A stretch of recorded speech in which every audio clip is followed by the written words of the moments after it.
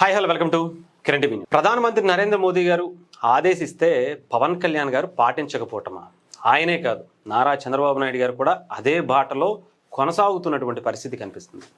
రీసెంట్గా ఆయన హైదరాబాద్ రావటం, ప్రధానమంత్రి నరేంద్ర మోదీ గారు పవన్ కళ్యాణ్ గారిని, చంద్రబాబు నాయుడు గారిని కలవటం, అలాగే ఒక కీలక ఉపన్యాసం దేశ ప్రజలకు ఇచ్చినటువంటి పరిస్థితి కూడా మనందరికీ తెలిసిందే. ముందు ఖర్చులు తగ్గించుకోండి, పెట్రోల్ వాడకం తగ్గించండి అని చెప్పి ఆయనే దాన్ని పాటిస్తూ ఆయన తీసుకున్నటువంటి నిర్ణయం కూడా నిన్న మనం కూడా ఒక వీడియో చేసుకున్నాం. ఆయనకి సంబంధించినటువంటి సెక్యూరిటీ వింగ్ అంతా కూడా ఏవైతే కాన్వాయ్ ఉంటుందో దాంట్లో సగానికి సగం తగ్గించుకునేటువంటి పరిస్థితి ఆయన చేసి మిగతా వాళ్ళందరికీ కూడా చూపించినటువంటి పరిస్థితి కనిపించింది.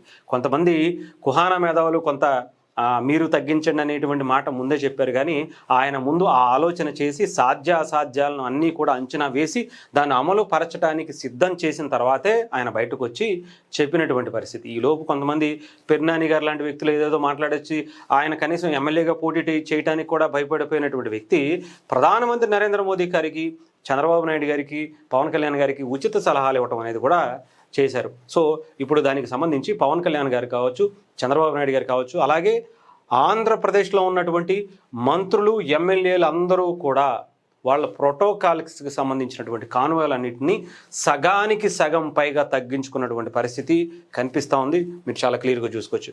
చాలా అంటే సుదీర్ఘ విరామం తర్వాత పవన్ కళ్యాణ్ గారికి జరిగినటువంటి సర్జరీ తర్వాత ఆయన మొట్టమొదటిసారి ఆంధ్రప్రదేశ్కి చేరుకున్నారు. ఈరోజు క్యాబినెట్ మీటింగ్ కూడా హాజరయ్యారు. దానికి సంబంధించి కాన్వాయ్ ఆయనకి 3 వెహికల్స్తో మాత్రమే వెళ్ళినటువంటి పరిస్థితి. దాదాపు అంటే ఆయన జెడ్ ప్లస్ కేటగిరీతో ఉండేటువంటి సెక్యూరిటీ గురించి మనందరికీ తెలుసు.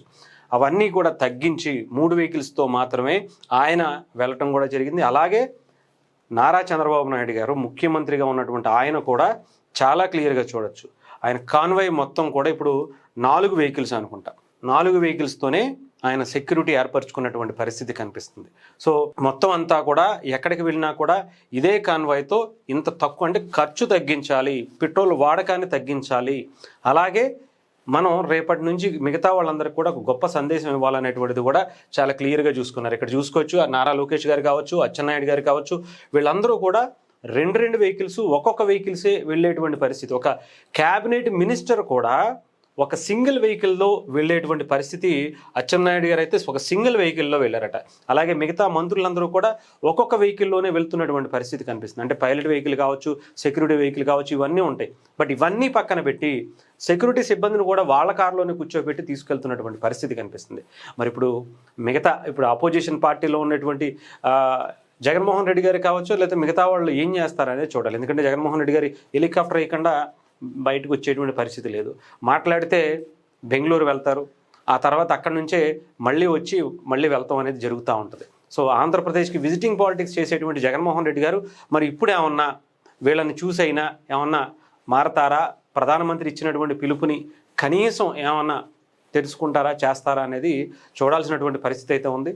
మొత్తానికి ఏదేమైనా కానీ అటు నరేంద్ర మోదీ గారు ఆదేశిస్తే తమ్ముడుగా భావిస్తున్నటువంటి పవన్ కళ్యాణ్ గారు దాన్ని పాటిస్తూ చూస్తున్నటువంటి పరిస్థితి అయితే మనకు కనిపిస్తుంది.